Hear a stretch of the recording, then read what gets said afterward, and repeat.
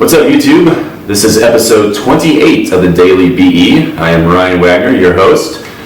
And today's topic, we're talking about the shoe tree. That's this guy. I'm sure you've seen one before.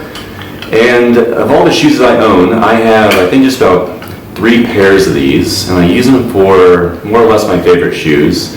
And they kind of rotate too among the different pairs. And it really depends on how often I wear the different dress shoes. So the whole idea, obviously, is that these are meant to preserve the shape of your shoe. And that can mean preventing wrinkles or creases from forming.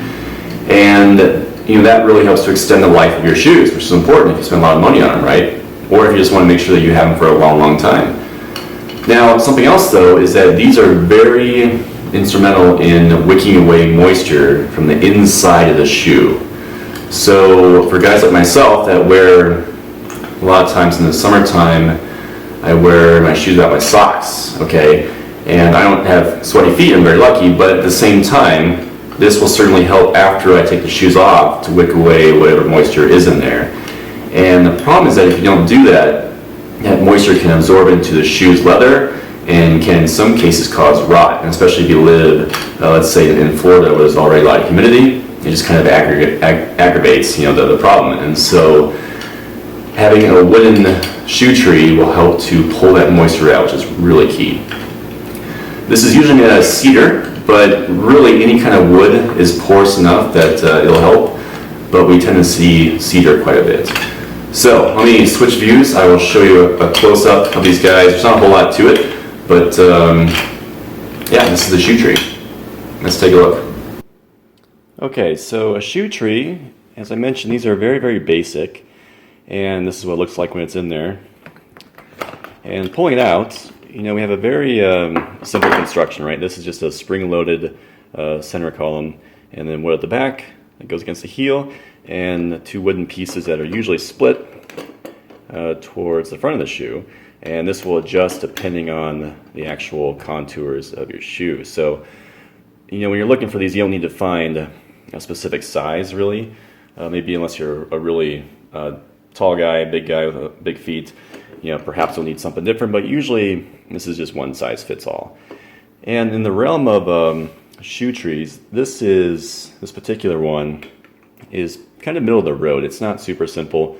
There are more simple ones you can find. However, it's not a real, and it's kind of funny to say this, but it's not a real advanced shoe tree. What I mean by that is that there are some out there in the market that have a very elaborate heel, and that this part is actually more contoured towards the back of the shoe. So until I earn myself a pair of custom-made dress shoes, I don't think I need to go down the road of advanced shoe trees just yet. But as you can see, it's pretty simple. And just to recap, if you do have a pair of decent shoes or something that you want to really preserve for a long time, you should probably be considering having at least a couple pairs of shoe trees for your better shoes. And again, the key thing that they do is really just to wick away that moisture and to prevent creases from becoming too pronounced. And those 2 things will really enhance the life of your shoes. And at that point, the only thing you really need to worry about is resoling the sole at some point, which can easily be done. So the shoe tree is a nifty little device, super simple, and there's a reason that your dad probably had one. That's probably the first time you saw one. It was the first time for me. So that's the shoe tree story. Let us know what questions you have in the comments below, and subscribe. We will be back with new videos every weekday. And we're always here to answer your questions. Thanks, guys.